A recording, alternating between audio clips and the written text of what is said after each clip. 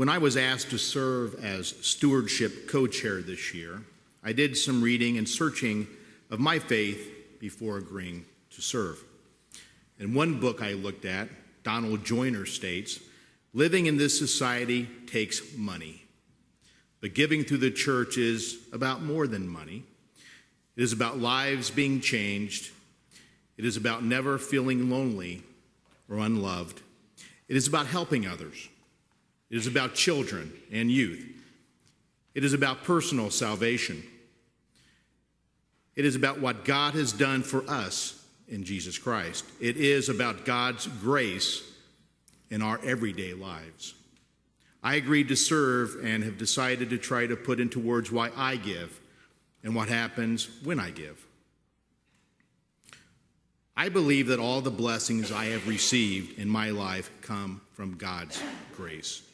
Many of those blessings I have received here at Northminster, such as joining the choir, the opportunity to go to Africa this summer, and good friends I can count on. And what is my response to God's grace? It is gratitude demonstrated through funding ministry at Northminster. I give back a portion to God in response to what God has given me. So what happens when I give?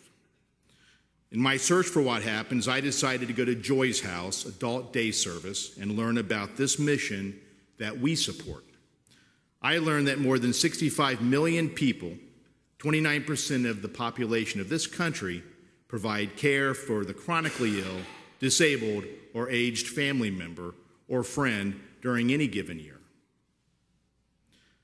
A little bit about Joy's House. Anna Adcook cares for her youngest sibling, 53-year-old Jocelyn. Jocelyn has Down syndrome and dementia. Jocelyn lived with her parents until the time her mother was admitted to a nursing home.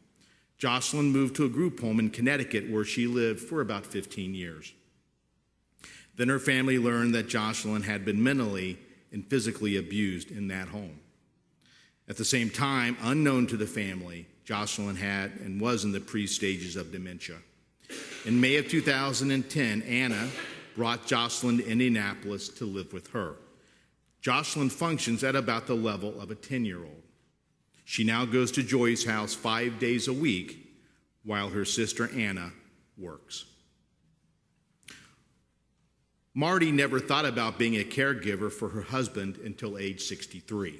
In 2005, her husband Don, then 64, had the first of 7 strokes, 3 of which were in a 10-month period, that left him visually impaired and unable to work or to drive. He had no risk factors, no high blood pressure, he was not overweight, he did not drink.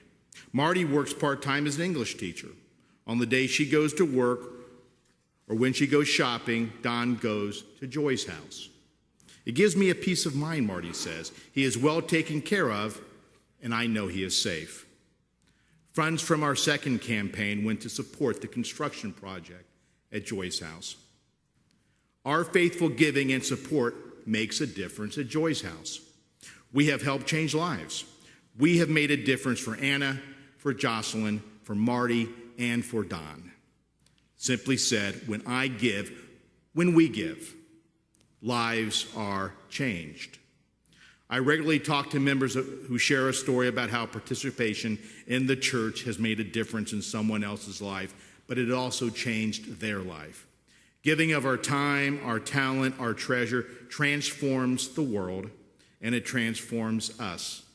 This happens every day in big and small ways. Our giving makes a difference all year through. God's gift to us is grace, and our right response is gratitude. Praise God, from whom all blessings flow.